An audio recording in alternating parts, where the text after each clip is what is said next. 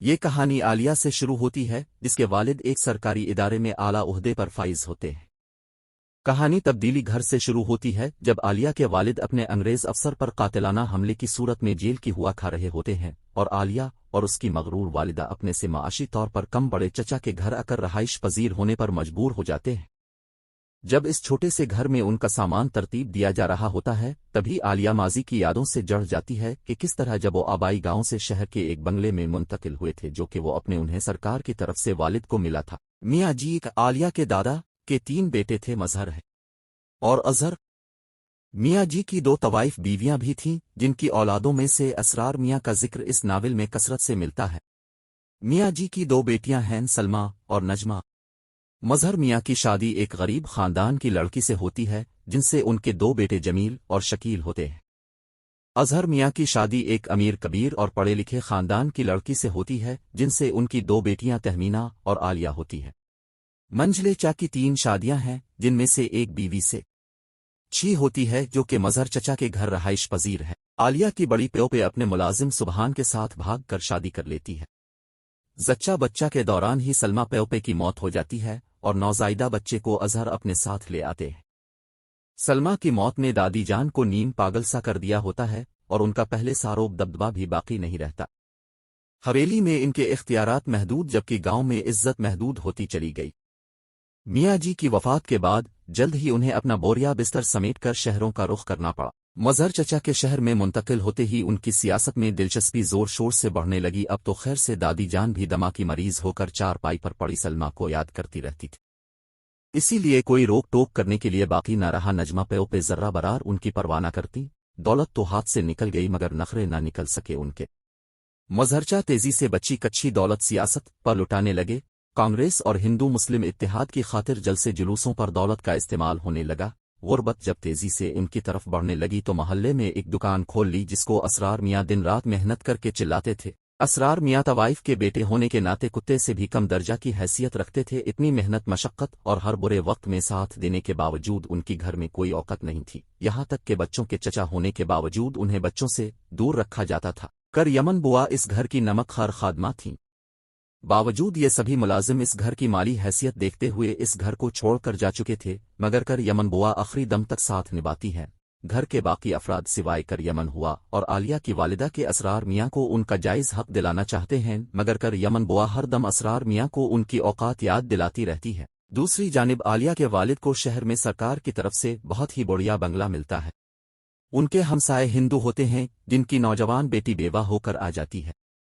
عالیہ کی آپا اور اس کرسم دیدی میں بلا کی دوستی ہو جاتی ہے۔ دیدی عالیہ کی آپا کے متعلق جان جاتی ہیں کہ وہ اپنے پیوپے زاد صفدر کو پسند کرتی ہیں اور ان کو محبت کے طریقے سلیقے سکھاتی ہے۔ عالیہ کی والدہ کو صفدر انعطائی زہر لگتا ہے کیونکہ وہ ایک ملازم کا بیٹا ہے۔ اس کی دوسری بڑی وجہ صفدر کے ماں باپ کی وجہ سے انہیں گاؤں سے در بدر ہونا پڑا جہاں وہ عالیہ کی دادی کے بعد گھر کی کرتا دھرتا ہو۔ بس یہی وہ وجوہات ہیں جنہوں نے صفدر کی لہجہ عالیہ کی والدہ سے عزت افزائی کرائی ہے۔ عالیہ کی آپا چاہتی ہیں کہ اب صفدر بھی کر چکا ہے تو کہیں نوکری ڈھونڈ کر ان سے الگ گھر لے لیں، پھر ان کی شادی ہو جائے، کیونکہ عالیہ کے والد کا جھکاؤ بھی صفدر کی طرف ہوتا ہے کہ گھر میں ہی بیٹی رہ جائے گی۔ مظہر چچا کے حالات انہیں بخوبی معلوم تھے کہ ان کی بیٹی مظہر کے گھر خوش نہ رہ سکے گی، مگر عالیہ کی والدہ صفدر سے نفرت کرتی ہیں اور ایک دن عالیہ کی آپا اور صفدر بھائی کی محبت کے پتہ چلنے پر اتنا بے عزت کیا کہ وہ گھر چھوڑ کر چلے گئے۔ شروع میں ان کے خطوط موصول ہوئے مگر پھر رابطہ مکمل طور پر منقطع ہو گیا۔ عالیہ کی آپا کا رشتہ ان کی والدہ زور زبردستی سے مظہر کے بڑے لڑکے جمیل بھیا سے طے کر دیتی ہے۔ آپا اتنی خوش نہیں ہوتی ہیں، صفدر کی جدائی نے انہیں خاموش کر دیا ہوتا ہے۔ دوسرا کر سم دیدی بھی گھر سے کسی لڑکے کے ساتھ بھاگ کر جا چکی ہوتی ہے، وہ ہر وقت معلول رہتی ہیں۔ جو شادی کے دن قریب آ رہے ہوتے ہیں ان کا رنگ زرد پڑتا چلا جاتا ہے۔ ایسے میں ایک دن معلوم پڑتا ہے کہ کرسم دیدی واپس آ گئی ہے، ان کا آشنا انہیں دغا دے کر چلا گیا ہے۔ عالیہ ان کے گھر جا کر ان سے مل آتی ہے اور ان کی بدتر حالت کا اپنی آپا کو بتاتی ہے۔ اگلے ہی دن کرسم دیدی خودکشی کر لیتی ہیں۔ ان کی موت کا عالیہ کی آپا پر گہرا اثر پڑتا ہے۔ ایک طرح ایک راہ سجھائی دیتی ہے۔ اپنی مہندی کے روز عالیہ کی آپا زہر کھا کر خودکشی کر لیتی ہیں اور گھر میں کوہرام مچ جاتا ہے۔ عالیہ اس سب سے برا راست متاثر ہوتی ہے۔ وہ 10ویں جماعت کی طالبہ ہے، اس کے لیے یہ سب برے اثرات کا سبب بنتا ہے، خاص طور پر مرد کی شخصیت اس کے سامنے مسخ ہو کر رہ جاتی ہے۔ عالیہ کی والدہ کا روب دیدہ دھرا کا دھرا رہ جاتا ہے۔ عالیہ کے والدین کے درمیان ویسے بھی کشیدگی رہتی، اب تو مکمل طور پر قطع تعلقی ہو جاتی ہے۔ عالیہ کے والد اب مسلسل انگریز حکومت کے خلاف کام کرنے لگتے ہیں، انہیں اپنے انگریز افسر انتہائی زہر لگتے ہیں۔ ایک معمولی سی چیڑپ کے بعد وہ اپنے انگریز افسر کو مکہ دے مارتے ہیں اور قتل کرنے پر تل جاتے ہیں۔ انہیں فور اگر فتح کر لیا جاتا ہے۔ عالیہ کے والد کے جیل جانے کے بعد ان سے سرکاری بنگلہ چھن جاتا ہے اور وہ لوگ مظہر چا کے گھر منتقل ہو جاتے ہیں۔ عالیہ کی والدہ کا نخرہ تو کم ہوا مگر تنتنا ابھی تک باقی تھا کہ انگلستان پلٹ بھائی اور انگریز بھابھی نے روب برقرار رکھا ہوا تھا۔ عالیہ کی بقیہ ماندہ تعلیم انہی کی بھیجی گئی رقم سے مکمل ہوتی ہے۔ عالیہ کے گھر آنے سے پہلے جمیل اپنی بچی زاد چھیمی سے محبت کے ڈرامے کر کے رقم بٹور لیتا ہے، کیونکہ اس کو تعلیم مکمل کرنے کے لیے روپے پیسے چاہیے تھے۔ چھیمی ان کی محبت کو سچ مگر عالیہ کے آتے ہی سمجھ لیتی ہے، مگر جمیل بھیا چھی سے کچے سے رہنے لگے اور عالیہ پر آتے جاتے ڈورے ڈالنے لگے، مگر عالیہ ویسے ہی مرد ذات سے نفرت کرتی تھی۔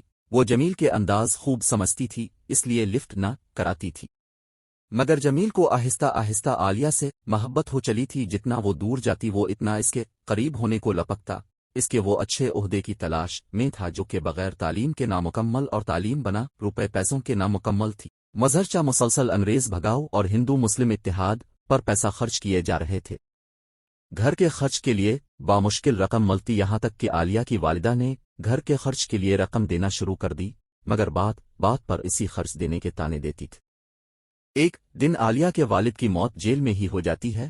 عالیہ اور عالیہ کی والدہ کی رہی سہی امید جاتی رہتی ہے۔ تھوڑی بہت جو امید تھی دوبارہ سے اچھی زندگی گزارنے کی وہ مٹ جاتی ہے۔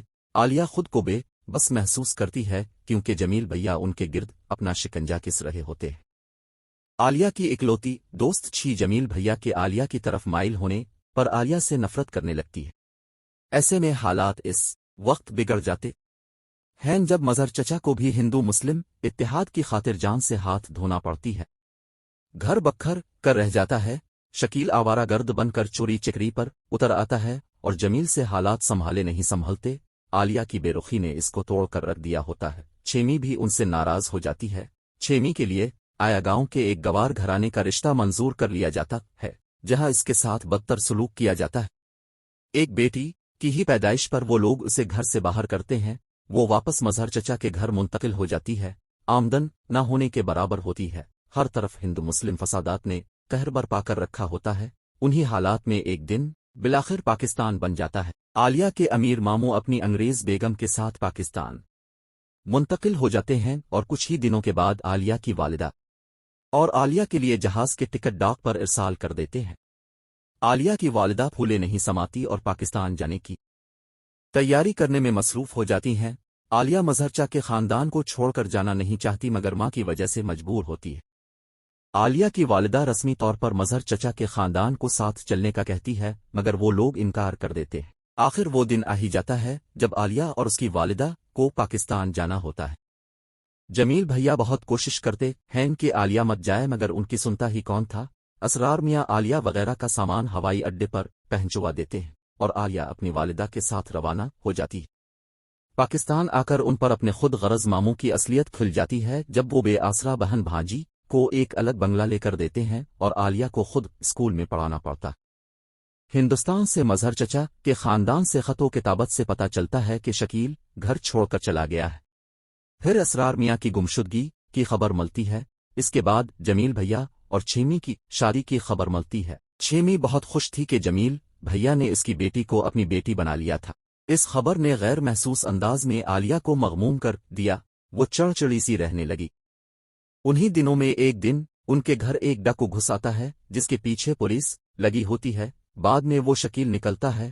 عالیہ اس کی خوب خاطر مدد کرتی ہے مگر رات کو وہ عالیہ کے پیسے چرا کر بھاگ نکلتا ہے۔ ایسے میں ایک دن ایک اجنبی ان کے گھر آتا ہے۔ وہ کوئی اور نہیں صفدر بھائی ہوتے ہیں جو کہ عالیہ کو دیکھتے ہی اس پر فدا ہو جاتے ہیں۔ تبھی عالیہ کو ان کی اپنی آپا سے جھوٹی محبت کا اندازہ ہو جاتا ہے اور وہ بھی اپنی ماں کی طرح ان سے نفرت کرنے لگتی ہے۔ کہانی کے اختتام پر عالیہ کے پاس جمیل کی محبت ٹھکرانے کے پچھتاوے کے سوا کچھ نہیں باقی رہتا۔